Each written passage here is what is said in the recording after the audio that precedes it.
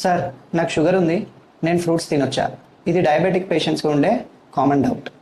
Hi, this is doctor Vaishnav Dharmapuri, consultant physician at Alavi hospitals. As a physician మేము ఫ్రూట్స్ని ఎలా select చేస్తాము అంటే గ్లైసెమిక్ ఇండెక్స్ అండ్ దాని యొక్క ఫైబర్ కంటెంట్ బట్టి డిసైడ్ చేస్తాం. సో ఎక్కువగా గ్లైసెమిక్ ఇండెక్స్ ఉంటే అది షుగర్ పేషెంట్కి బ్యాడ్ అని అర్థం.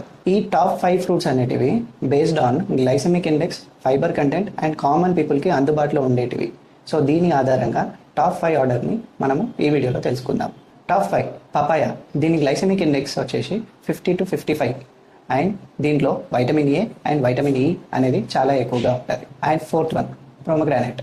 దీని గ్లైసెమిక్ ఇండెక్స్ వచ్చేసి 35 to 40 అండ్ దీంట్లో ఎక్కువగా యాంటీ ఆక్సిడెంట్ పాలిఫినాల్స్ ఉంటాయి. నెంబర్ 3 వచ్చేసి ఆరెంజ్. దీంట్లో vitamin C and fibre content అనేది చాలా ఎక్కువగా ఉంటుంది. ఈ ఫ్రూట్ని ఫ్రూట్ లాగా తీసుకోవాలి, కానీ జ్యూస్ లాగా తీసుకుంటే మాత్రం దీంట్లో ఉన్న ఫైబర్ కంటెంట్ అంతా పోయి షుగర్ కంటెంట్ అనేది మిగులుతుంది. సో దీన్ని ఫ్రూట్ లాగా తీసుకోవడం బెటర్.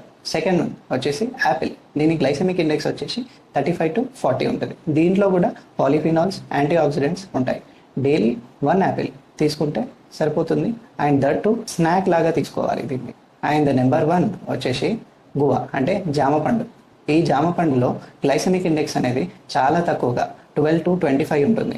అండ్ ఫైబర్ కంటెంట్ అనేది చాలా ఎక్కువగా ఉంటుంది. సో ఫైబర్ కంటెంట్ ఎక్కువగా ఉండడం వల్ల షుగర్ లెవెల్స్ అనేటివి చాలా మెయింటైన్ చేస్తూ ఉంటాయి. మరి టాప్ 5 ఫ్రూట్స్ తెలుసుకున్నాం కాబట్టి ఏ ఫ్రూట్స్ అవాయిడ్ చేయాలనేది మనము నెక్స్ట్ వీడియోలో తెలుసుకుందాం.